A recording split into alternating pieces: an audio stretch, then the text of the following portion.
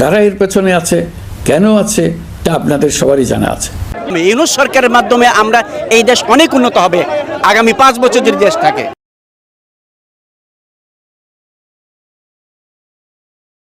ঈদের পরে আন্দোলনের কৌশল যেন প্রফেসর ইউনূসকে চাপে রাখা যায়।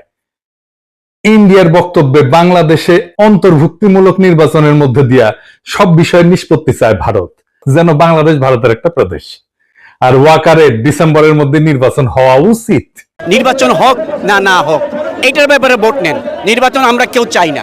মিল দেখতে পান? হ্যাঁ, মিল হচ্ছে এদের মধ্যে একটা কমন জিনিস, ডিসেম্বরের মধ্যেই নির্বাচন। আমি বলছি ওয়াকার, বিএনপি, আওয়ামী লীগ আর ইন্ডিয়া এই চারটা মিলে একটা ঐক্য হয়েছে। দুই একটা রাজনৈতিক দল চাইতে পারে, এদেশে যদি 20 কোটি মানুষ থাকে 18 কোটি মানুষও চাবে যে নির্বাচন চাই না। এই ঐক্যের লক্ষ্য হচ্ছে প্রফেসর ইউনূসকে তাড়ানো, ভাগানো তাড়াতাড়ি, এতে চার পক্ষেরই লাভ।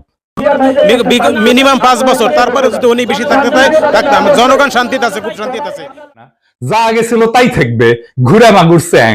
আর্মির জেনারেলরা যে আকাম করছে, গুম খুনে যুক্ত ছিল, সেটার বিচার হবে না। জুলাই আগস্ট বিপ্লবে ওয়াকারের আর্মি গুলি করে মানুষ মারিছে।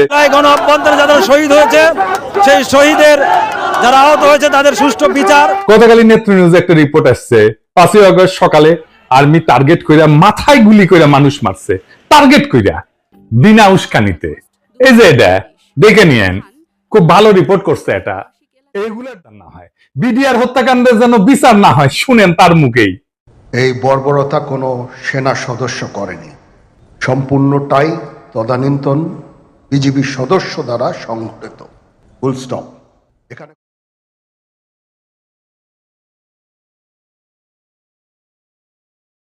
তাআলার কাছে শুকরিয়া আদায় করি, আমরা আপনাকে পেয়েছি। আপনার এবং আপনার সাথে যারা আছেন সকলকে দীর্ঘায়ু দান করুক আল্লাহ সুবহানাহু ওয়া তাআলা, সুস্থতা দান করুক। যেভাবে আলহামদুলিল্লাহ বিশ্বের মানচিত্রে বিশেষ একটা দেশ ছাড়াও আপনি আমাদের দেশকে উজ্জ্বল করছেন, আলহামদুলিল্লাহ, আল্লাহ আপনাকে আরো করার তৌফিক দান করুন। পাশাপাশি দ্রব্যমূল্য যেভাবে কন্ট্রোলে নিচ্ছেন স্যার, রমজানে যেখানে গত 24-এ 180 টাকা কেজি পেঁয়াজ খেয়েছি, আর এখন শুধু 50-60 টাকা খাইছে মানুষে, আলহামদুলিল্লাহ, আল্লাহ সকল মানুষের দোয়া আপনার প্রতি রইল। আমার দুইটা বিষয়, একটা বিষয় হলো ইসলামিক ব্যাংক সংক্রান্ত, যে বিষয়ে আপনি গোটা পৃথিবীতে নাম করছেন। তো ইসলামিক ব্যাংকটা আগের জায়গার মধ্যে যদি ফিরে আসলে আমরা প্রবাসীরা, সকল বিশ্বের মানুষই, বিশেষ করে প্রবাসীরা আশ্বস্ততার জায়গা যদি ফিরে আনতে পারি। আজকেও এখানে আলাপ করেছি, গতকাল আমরা আলাপ, আলহামদুলিল্লাহ, এর সঙ্গে একটা যোগাযোগ হচ্ছে আমাদের ইসলামিক ব্যাংকগুলোকে একেবারে উঁচুতে তুলে দেওয়ার জন্য। ইনশাআল্লাহ, জি স্যার, জাযাকাল্লাহ খাইর। আর দ্বিতীয় সবচেয়ে গুরুত্বপূর্ণ বিষয় যেটা, সেটা হচ্ছে এই স্যার, আপনি মাঝপথে নৌকা ডুবাই দিয়েন না। তার মানে হচ্ছে প্রয়োজনীয় সংস্কার এবং আমাদের যে প্রাণের দাবি দৃশ্যমান বিচার হওয়ার আগে আপনি বিদায় নেন না। আপনার একটু সময় লাগবে, এই সময় আমরা দিতে প্রস্তুত আছি। এই জিনিস প্লিজ স্যার আপনি এই কাজ করবেন না। কোটি কোটি মানুষের হৃদয়ে আপনি থাকবেন এবং এই আশা আমরা করি। এইটা যদি আপনি করতে পারেন তাহলে গোটা মানে দুনিয়া তো আপনি ইয়ার প্রতিদান পাবেন, আখিরাতও পাবেন। ধন্যবাদ জানাচ্ছি। আমাদের সুনজরে দেখবেন রেমিটেন্স। আসসালামু আলাইকুম। Thank you. আসসালামু আলাইকুম। এটা বাংলাদেশের যোগাযোগটা মজবুত করা, শক্ত করা এবং এর ভিত্তিতে বাংলাদেশের অর্থনীতিকে মজবুত করা। যে আপনাদের কি কি দরকার, কি কি বিষয়, সেগুলো আমাদের প্রতিনিয়ত শুনতে হবে, একবার না, প্রতিনিয়তভাবে শুনতে হবে যে কি হচ্ছে। যেহেতু করে আপনাদের রাস্তায় সহজ করে দিলে আমাদের জন্য জিনিসটা মঙ্গলজনক হবে। যেহেতু আপনারা যা করছেন, এটা আপনারা হয়তো আসার সময় মনে করেন না যে দেশের মঙ্গলের জন্য আসতেছেন, নিজের চাকরি বা নিজের ব্যবসার জন্য এসছেন, কিন্তু আপনারা বড় রকমের সহায়তা করছেন। বিশেষ করে এই বিপদের দিনে আপনারা না দাঁড়াইলে বাংলাদেশ সোজা হয়ে দাঁড়াতে পারত না, আপনারাই তারে শক্ত করে রাখছেন। এই পর্যন্ত যে মজবুত হয়েছে, এই যে ফয়জুল একটা বলবে নাকি কি করছো তোমরা এই টাকা দিয়ে, এটা বলো যে কত পয়সা আদায় করে, যে দেনা শোধ করলে এটা বুঝতে হবে। আমার শুধুমাত্র বিদ্যুৎ জ্বালানি খাতে মানে বকেয়া, মানে এলএনজির পাওনা, তারপরে তেলের পাওনা শোধ করতে পারতেছিলাম $3.2 বিলিয়ন ছিল। তো সেইটাকে এই আমরা মাত্র 8 মাসের সরকার, এই 8 মাসের সরকারে আমরা এটা 600 মিলিয়নে নিয়ে আসি। তো এইটা পরিশোধ করার জন্য আপনাদের সহায়তার জন্য আর কি। তারপরে এছাড়াও অন্যান্য বিভিন্ন কাজে আপনাদের এটা, তো ওই জন্য আপনাদের উপরে কিন্তু আমাদের অর্থনীতি নির্ভরশীল। জি জি, আমাদের রিজার্ভ বাড়ছে।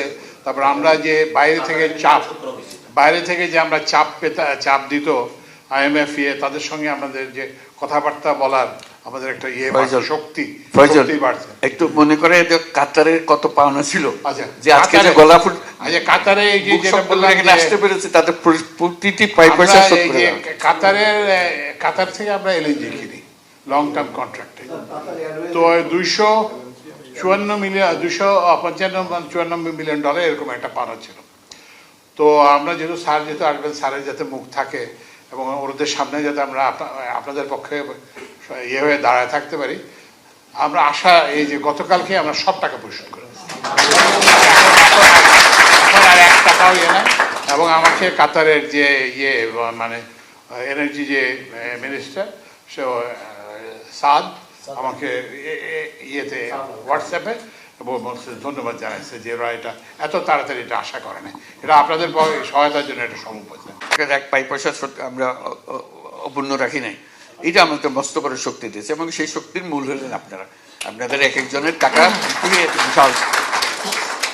অসংখ্য ধন্যবাদ আপনাদেরকে, দেশের পক্ষ থেকে, জাতির পক্ষ থেকে। উপদেষ্টা স্যারের সাথে এখানে একত্রিত হওয়ার মতো তৌফিক আদায় করেছেন। আমি 36 বছর যাবৎ কাতারে আছি, 1000 রিয়াল বেতনে 10 বছর কাজ করছি। এখন আমার 14টা কোম্পানি, সেখানে 1200 বাংলাদেশি কর্মরত আছে। দোহার সবচেয়ে বড় লিমুজিন কোম্পানিটা আমার, পিকুইক লিমুজিন, সেখানে 900 ড্রাইভারের উপরে কর্মরত আছে আলহামদুলিল্লাহ। আমি প্রবাসীদেরকে নিয়ে 2-4টা কথা বলবো। প্রবাসীদেরকে এয়ারপোর্টে আরেকটু সুযোগ সুবিধা করে দেওয়া, যেভাবে নাকি আমরা পরিবার নিয়ে যারা যাই তাদের জন্য আলাদা একটা লাইন যাতে থাকে, এবং হয়রানি বন্ধ করা। প্রায় আমরা খবরে দেখি ব্যাগগুলো কাটা হয় এবং প্রবাসীদের গায়ে হাত পর্যন্ত তোলা হয়। এই জিনিসগুলো থেকে যাতে স্যার আমাদের প্রবাসীরা আরেকটু রিল্যাক্স হতে পারে, যাতে আমরা আমাদের মনের খুশিতে দেশে প্রবেশ করলেন, এই খুশিটা যেন অনুভব করতে পারেন। তো সেই জন্য আমরা বলছি যে তাদেরকে VIP গেস্ট হিসেবে তো ট্রিট করবা। এরা সবাই আমাদের VIP, তারা আসছেন, তাদের সমাদর করা, তাদের জায়গা দেওয়া, লাউঞ্জ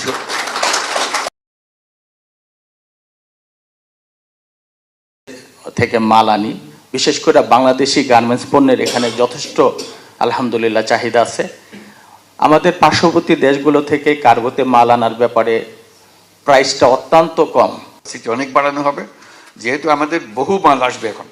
আমরা যেহেতু অর্থনীতিকে সচল করেছি, আরো উদ্যোগী করেছি, এগুলো যেন সরাসরি আমরা পাঠাতে পারি। শুধু ঢাকা বিমানবন্দর না, আমরা সিলেট বিমানবন্দরকে আরো এটাকে একেবারে ডেডিকেটেড করা হবে, যে মাল পরিবহনের দায়িত্ব, বড় দায়িত্ব, তারপর প্যাসেঞ্জারের দায়িত্ব।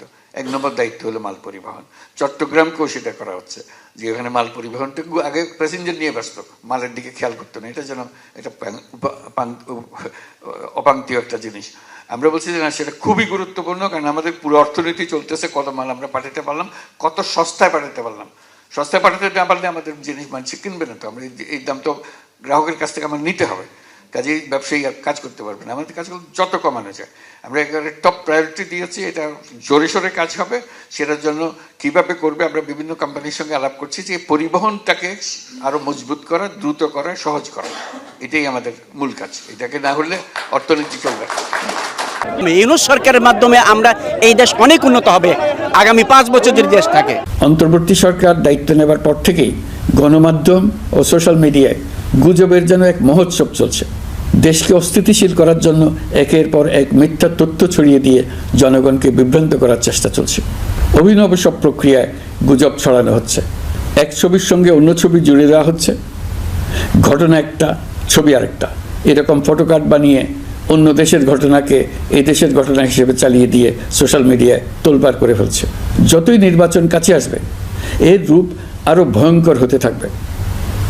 কারা এর পেছনে আছে, কেন আছে, তা আপনাদের সবারই জানা আছে। আমরা এই গুজব ও মিথ্যা তথ্যের প্রচারণা রোধ করতে জাতিসংঘের সহযোগিতা চেয়েছি। জাতিসংঘের মহাসচিব এর মোকাবেলায় আমাদের সহযোগিতা করবেন বলে আশ্বাস দিয়ে গেছেন। দেশবাসীকে আমি স্মরণ করিয়ে দিতে চাই যে জুলাই অভ্যুত্থানের প্রথম পর্ব সফলভাবে সমাপ্ত হয়েছে। প্রথম পর্বের সমাপ্তির মধ্য দিয়ে অভ্যুত্থানের দ্বিতীয় পর্ব শুরু হলো। সবসময় মনে রাখতে হবে, আমরা কিন্তু যুদ্ধাবস্থায় আছি। গুজব হলো এই জুলাই অভ্যুত্থানের বিরুদ্ধে পরাজিত শক্তির মস্ত বড় হাতিয়ার। গুজব দেখলেই গুজবের সূত্রের সন্ধান করতে থাকবেন, গুজবকে অবহেলা করবেন না। বহু অভিজ্ঞ সমর বিশারদ এই গুজবের পেছনে দিনরাত কাজ করছে। সীমাহীন অর্থ এর পেছনে নিয়োজিত আছে। এর মূল লক্ষ্য জুলাই অভ্যুত্থানকে ব্যর্থ করা। আমরা তাকে ব্যর্থ হতে দেব না। আমাদের সামগ্রিক ঐক্য পলাতক শক্তির গায়ে জ্বালা ধরিয়ে দিচ্ছে। তারা এই ঐক্য ভাঙতে চায়। তাদের অভিনব কৌশল আপনি টেরই পাবেন না, আপনি বুঝতেই পারছেন না কখন তাদের খেলায় আপনি পুতুল হয়ে গেছেন। আমাদের সচেতনতা এবং সামগ্রিক ঐক্য দিয়েই এই গুজবকে রুখতে হবে, পলাতক অপশক্তির ষড়যন্ত্রকে ব্যর্থ করে দিতে হবে। প্রিয় দেশবাসী, আপনারা জানেন ইতিমধ্যে জাতীয় ঐকমত্য কমিশন তাদের কাজ শুরু করেছে। 6টি সংস্কার কমিশনের 166টি সুপারিশ ও পূর্ণাঙ্গ প্রতিবেদন সহ 38টি রাজনৈতিক দলের কাছে চিঠি দেওয়া হয়েছে। ইতিমধ্যে রাজনৈতিক দলগুলোর সঙ্গে বৈঠক শুরু হয়েছে।